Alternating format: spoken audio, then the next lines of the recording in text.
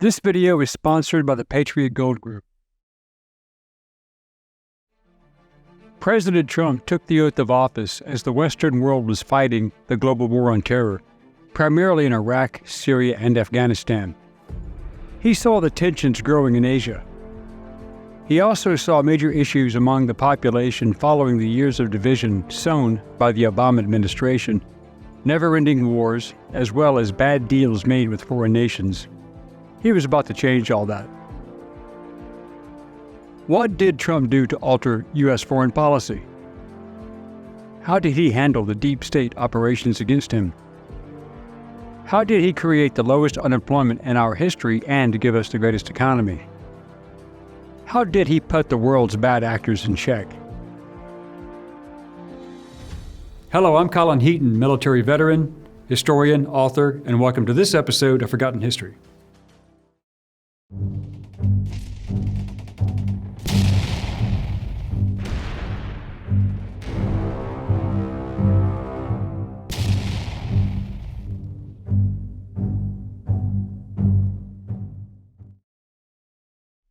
One of Trump's first actions was to open public lands and allow permits for oil and natural gas drilling, eventually placing the U.S. on the board as being energy independent and then exporting energy.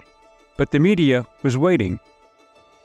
The media attacked Trump's comments on the 2017 rally in Charlottesville, Virginia, where he stated that there were very fine people on both sides, and these were edited out of context, and the news feeds never completely aired his entire statement. They always left out that he also said this egregious display of hatred, bigotry, and violence on many sides, and that racism would not be tolerated. They still like using selected sound bites. On the home front, Trump dismissed FBI Director James Comey on May 9, 2017, claiming accurately that Comey's conduct in the investigation of Hillary Clinton's criminal activity was a partisan cover-up. Trump was concerned with Comey's actions into the Russia collusion case and the ongoing Trump-Russia investigations. It has been proven that Trump was right. Comey and his FBI had been in collusion themselves with Hillary Clinton, the Democrat Party, and the Democrat members of Congress and the left-wing media. Comey also lied to the FISA court with 4 fraudulent warrants for surveillance and wiretaps that spanned Trump's campaign well into his presidency without any legal or material foundation. This included the investigation that Comey launched against General Michael Flynn, charges that were fraudulent on their face and later proven to be so, and if they had any merit, then should have been applied to Hunter Biden as well. President Trump reacted from the Oval Office just minutes after the DOJ filing surfaced. He was an innocent man. Now, in my book, he's an even greater warrior, Trump said, while criticizing Obama administration officials. They're human scum. It's treason. Flynn was exonerated. Trump began immediately addressing many foreign policy issues that had either been ignored or badly handled by 2 terms of Barack Obama. He also handled the major world players differently than his predecessor. Trump took liberal criticism after he met with Putin at the Helsinki summit in July 2018 for accepting Putin's denial of Russian interference in the 2016 presidential election, rather than accepting the findings of U.S. intelligence agencies. Come to learn, the agencies lied and Putin was right.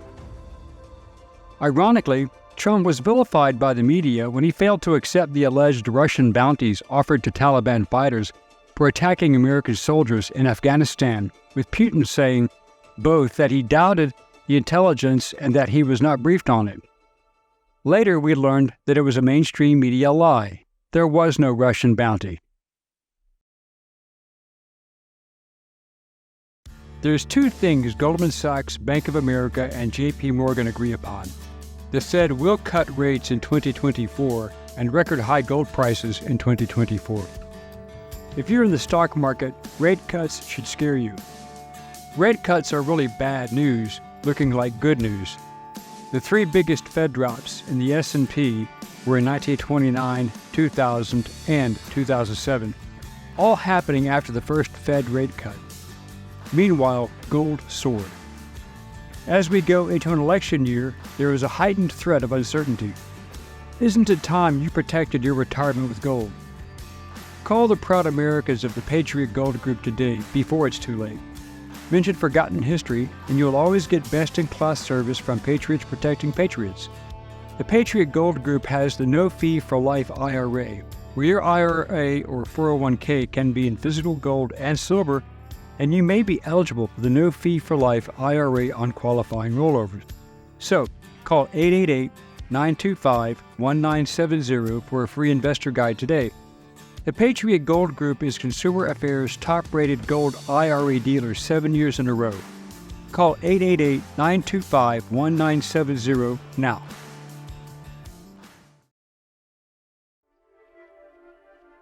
Before and during his presidency, Trump repeatedly accused China of taking unfair advantage of the U.S. for decades. As president, Trump sanctioned Huawei for its alleged ties to Iran and significantly increased visa restrictions on Chinese students and scholars due to the widespread intellectual and technology theft, and he classified China as a currency manipulator. The woke millionaires and billionaires who made a lot of money from China's use of slave labor came after him, as well as the Democrat and Rhino politicians whose investment portfolios bristled with Chinese investments, who never even acknowledged the practice of slavery. Trump also withdrew the U.S. from the Trans-Pacific Partnership negotiations and imposed tariffs on steel and aluminum imports that competed with U.S. production, and he launched a trade war with China on goods imported into the U.S. by sharply increasing tariffs on 818 categories of goods worth $50 billion. While Trump said that import tariffs were paid by China into the U.S. Treasury, they were actually paid in part by American companies that imported goods from China. Although he pledged during the campaign to significantly reduce the U.S.'s large trade deficits, the trade deficit in July 2020 due to the COVID-19 pandemic was the largest monthly deficit since July 2008. Following a 2017 to 2018 renegotiation, the United States-Mexico-Canada Agreement, the USMCA, became effective in July 2020 as the successor to NAFTA.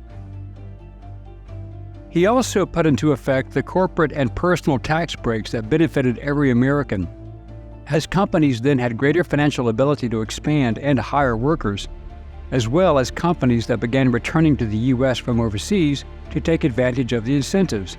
This created the lowest unemployment figures in American history, and interest rates fell to below 3% sustained. In 2017, when North Korea's nuclear weapons were increasingly seen as a serious threat, Trump warned that North Korean aggression would be met with fire and fury like the world has never seen. But Kim Jong-un stopped the missile tests. After this period of tension, Trump and Kim exchanged at least 27 letters in which the two men described a warm personal friendship. Trump met with Kim 3 times, in Singapore in 2018, in Hanoi in 2019, and in the Korean demilitarized zone in 2019. Trump was the first sitting U.S. president to meet a North Korean leader or to visit North Korea and lifted some U.S. sanctions against that country in the deal that halted the missile tests. Trump met with Kim Jong-un to also discuss reducing his nuclear arsenal, but despite Trump's wishes, there was not a denuclearization agreement, and talks in October 2019 on that subject broke down after just 1 day. Although North Korea conducted no nuclear tests from 2017 until the Biden administration. Trump also ignored the progressive Marxist hypocrites when, after examining the 2001 9/11 terrorist attack and the 2015 San Bernardino, California attack by 2 Muslims who killed their non-Muslim friends, as well as other events carried out by Muslim immigrants, Trump proposed to ban Muslim foreigners from entering the United States until stronger vetting systems could be implemented. He later reframed the proposed ban to apply to countries with a proven history of terrorism. The left-wing media went ballistic.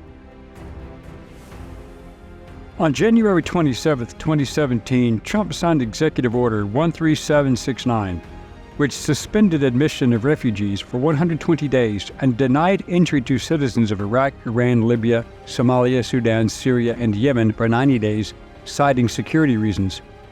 The order took effect immediately and without warning, causing confusion and chaos at airports. Protests against the ban began at airports the next day. Legal challenges to the order resulted in nationwide preliminary injunctions. A March 6 revised order, which excluded Iraq and gave other exemptions, again was blocked by federal liberal judges in 3 states. However, in a vindication of the order in June 2017, the Supreme Court ruled that the ban could be enforced upon visitors from the target nations who lack a, quote, credible claim of a bona fide relationship with a person or entity in the United States, end quote. Presidential Proclamation 9645 replaced the temporary order on September 24, 2017, which restricted travel from the originally targeted countries with exception to Iraq and Sudan, and further banned travelers from North Korea and Chad along with certain Venezuelan officials. Despite liberal lower courts partially blocking the new restrictions, the Supreme Court allowed the September version to go into full effect on December 4, 2017, and ultimately upheld the travel ban in a June 2019 ruling. When U.S. troop numbers in Afghanistan increased from 8,500 in January 2017 to 14,000 a year later, Trump was criticized for reversing his pre-election position critical of further involvement in Afghanistan. But these civilian-minded media critics did not understand that he increased troop strength to ensure that the U.S. had the muscle to effect a smooth transition until the evacuation areas were secured, preparing to evacuate military equipment, all Americans, foreign nationals, and qualified Afghans. Trump ordered the cruise missile strikes in April 2017 and in April 2018 against the Assad regime in Syria in retaliation for the Khan Sheikhoun and Douma chemical attacks, as he was also destroying the ISIS caliphate in the region. Russian soldiers were also killed, believed to be members of the Wagner Group. In May 2018, Trump withdrew the United States from the 2015 Joint Comprehensive Plan of Action, agreement between Iran, the U.S., and 5 other countries that lifted most economic sanctions against Iran in return for Iran agreeing to restrictions on its nuclear program. And as expected, liberal analysts determined that, after the United States' withdrawal, Iran moved closer to developing a nuclear weapon. But in fact, Iran had violated the agreement and had never slowed down, let alone stopped its enrichment of uranium to develop nuclear weapons. The Iranians also violated the agreement on numerous occasions under the Obama administration, restricting locations that could be inspected. Trump then reimposed the oil embargo on their exports, and Iran was almost bankrupt by the end of his administration. Trump also did something many previous presidents promised to do but never did. On May 14, 2018, he recognized Jerusalem as the capital of Israel and moved the embassy there, and he supported Israeli sovereignty over the Golan Heights. This brought expected opposition from the United Nations General Assembly, the European Union, and the Arab League, all of which are hypocritical and worthless organizations. They must have forgotten that Israel won that territory in the Six-Day War of 1967 after defeating superior Syrian forces. It is now a natural buffer zone between the two countries. In December 2018, Trump ordered the withdrawal of most of the military personnel from Syria. 1 week later, Trump said he would not approve any extension of the American deployment in Syria. The UN had been critical of U.S. forces in the area in general, and General Mattis resigned in protest, considering the action to be an abandonment of the U.S.'s Kurdish allies who played a key role in fighting ISIS. However, the UN failed to take control of the situation afterward. In October 2019, Trump spoke with Turkish President Recep Tayyip Erdogan, and most U.S. forces had been withdrawn from northern Syria. Then, Turkey violated international law and invaded northern Syria, attacking and displacing American allied Kurds in the area. However, that should have been a United Nations operation, given their great concerns over U.S. forces being in the area. Later that month, the U.S. House of Representatives, in a rare bipartisan vote of 354 to 60, condemned Trump's withdrawal of U.S. troops from Syria for abandoning U.S. allies, undermining the struggle against ISIS, and spurring a humanitarian catastrophe.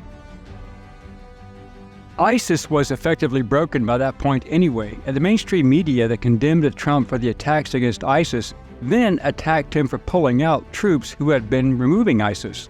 Go figure. Trump also supported the Saudi government's actions in Yemen against the Iranian-supported Houthi terrorists, who also attacked Saudi Arabia, and in 2017, he signed a $110 billion agreement to sell arms to Saudi Arabia. In 2018, the U.S. provided limited intelligence and logistical support for the intervention. After 2019 Iranian-backed Houthi attacks on Saudi oil facilities, Trump approved sending 3,000 additional U.S. troops, including fighter squadrons, 2 Patriot batteries, and a terminal high-altitude area defense system, to Saudi Arabia and the United Arab Emirates. On January 1, 2020, Trump ordered the airstrike that killed Iranian General Qasem Soleimani in Iraq, who had been planning the majority of Iranian terrorist-supported operations for decades, as well as targeting coalition troops in Iraq and Afghanistan. Then, Trump threatened to hit 52 Iranian sites if Iran retaliated. When on January 8th, Iran retaliated with ballistic missile strikes against 2 U.S. air bases in Iraq, leveling the bases, Trump responded with cruise missile attacks and reintroduced harsh U.S. sanctions on their oil, metals, and other exports. Also on January 8th, Iran shot down Ukraine International Airlines Flight 752 after takeoff from Tehran Airport. In August 2020, Trump was unable to get additional UN sanctions against Iran. In February 2020, the Trump administration negotiated an agreement with the Taliban, which called for the withdrawal of all foreign troops, coalition forces in 14 months, contingent on a guarantee from the Taliban that Afghan soil will not be used by terrorists with aims to attack the United States or its allies or its forces, and for the release of 5,000 Taliban imprisoned by the Afghan government.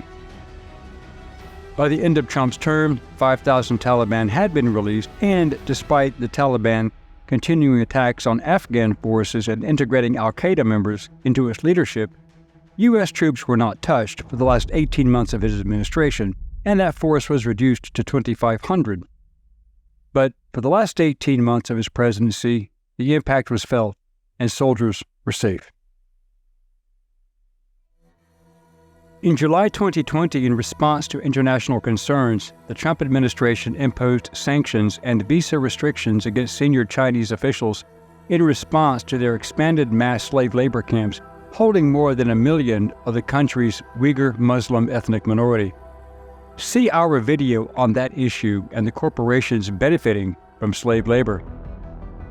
He also highly restricted Chinese student entry into the U.S. and the actions of the Confucius Institute due to the ongoing theft of technology and intellectual property, as well as Chinese Communist Party espionage rings setting up in major U.S. cities. But back in December 2019, when the COVID-19 escaped the Dr. Anthony Fauci operated and funded Wuhan laboratory in China, the SARS-CoV-2 virus spread worldwide within weeks, and the first confirmed U.S. case was reported on January 20th, 2020.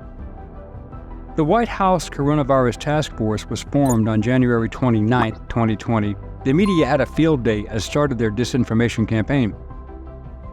Beginning in mid-March, Trump held a daily task force press conference, joined by medical experts and other administration officials, sometimes disagreeing with them by promoting unproven treatments, quoted the liberal press. In fact, Trump supported the already proven, available, and inexpensive treatments, such as a 5-day course of ivermectin, which was found to be safe and effective in treating adult patients with mild COVID-19. But the media, at the behest of the drug companies who had Fauci in their pocket, called it horse dewormer and unsafe for humans, despite its decades' use in treating tropical and exotic diseases. Liberal social media shut down any dissent. The media criticized Trump's public statements on COVID-19, saying they were at odds with his private statements. In February 2020, Trump publicly asserted that the outbreak in the U.S. was less deadly than influenza, was much under control, and would soon be over, taking advice from Dr. Anthony Fauci, the WHO, and the CDC. At the same time, he voiced his personal concerns in a private conversation with Bob Woodward. In March 2020, Trump privately told Woodward that he was playing it down in public so as to not create panic. He also mistakenly yet understandably followed the advice of the so-called experts like the now discredited Dr. Fauci, CDC, and WHO. As reported, on March 6, Trump signed the Coronavirus Preparedness and Response Supplemental Appropriations Act into law, which provided $8.3 billion in emergency funding for federal agencies. On March 11th, the World Health Organization recognized the spread of COVID-19 as a pandemic, and Trump announced partial travel restrictions for most of Europe effective on March 13th. On April 22nd, Trump signed an executive order restricting some forms of immigration to the United States to restrict the spread. Trump then established the Remain in Mexico policy. Also, Trump never shut down the nation. He allowed governors to make that call, and those that did not totally shut down, such as Florida and South Dakota, did not suffer the long-term consequences of job losses, educational debilitation, and economic hardship. Trump was also ridiculed for his repeated use of the terms Chinese virus and China virus and Wuhan flu to describe COVID-19, which drew criticism from health experts.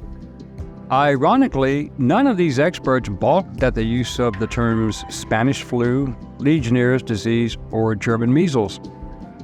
He withdrew funding and participation from the WHO, and it was well known that China paid the WHO and its director, Dr. Tedros Adhanom Ghebreyesus, upwards of $86 million, almost 3 times their previous contributions, as a bribe to keep the Wuhan clinic and China off the radar for liability purposes. Trump did try and offer some relief with his Operation Warp Speed to try and get a viable vaccine out to the public, which we now know is an ineffective serum and sometimes deadly, as it does not prevent the disease at all. We will go into greater depth on this when we do our show on Dr. Anthony Fauci, so stand by for that one. According to the liberal media, Trump alleged without evidence that FDA scientists were part of a deep state opposing him and delaying approval of vaccines and treatments to hurt him politically. In reality, Trump was correct, as the medical profession was strong-armed into following the Fauci, CDC, and WHO mandates supported by China, or faced censure or losing their licenses if they did not play the game and enrich the big pharmaceutical companies with their unreliable and dangerous vaccines. Opposing voices from medical professionals who were not in the pocket of Big Pharma and knew better, or were not on Fauci's team, were silenced on woke social media platforms. On October 2, 2020, Trump tested positive for COVID-19, as did his wife, their son Barron, and numerous staff members and visitors who became infected. Trump was hospitalized at Walter Reed National Military Medical Center and was treated with antiviral drug, possibly including ivermectin and a steroid. Despite the warped, biased, and unreliable mainstream liberal media, when Trump refused to concede defeat after losing the 2020 presidential election to Joe Biden, he wanted a ballot recount by the states in question. That is a constitutional right. Hillary Clinton did it. Al Gore did it. We will cover this and other issues in our show on the 2020 election. Trump is the only American president to have been impeached twice. After he inquired as to the Ukrainian investigation of the Bidens in 2019 and about the $1 billion bribe Biden made to get the prosecutor, Victor Shokin, fired, to remove him from the investigation into Burisma and Hunter Biden's participation. He was impeached by Speaker of the House Nancy Pelosi in violation of constitutional protocol for not having an inquiry first, but rather going straight into the impeachment by the House of Representatives. He was charged with abuse of power and obstruction of Congress, although the evidence, even suppressed by the ridiculous January 6 committees, proved otherwise. The charges were ludicrous. The process was illegal, and Trump's position, as we now know, were well-founded, as we will see in our Part 4 on Joe Biden, as well as the shows on the 2020 election and the show on January 6th. Trump was acquitted by the Senate in February 2020. The House impeached him again in January 2021 for incitement and insurrection, and the Senate again acquitted him in February. More on that when we do the show on January 6th. In Trump Part 3, we will cover all the positive gains that Trump, while far from a perfect person and an unskilled politician, made for the U.S. and the world, as well as highlighting all the promises he kept after entering office. Thanks for watching today's episode of Forgotten History. If you like this episode, please consider becoming a channel member or joining our Patreon page. This would help us offset the ever-increasing cost of production. As always, please like, share, and comment. And if you have any show ideas, please contact us, and we'll get back to you as soon as possible. Until next time.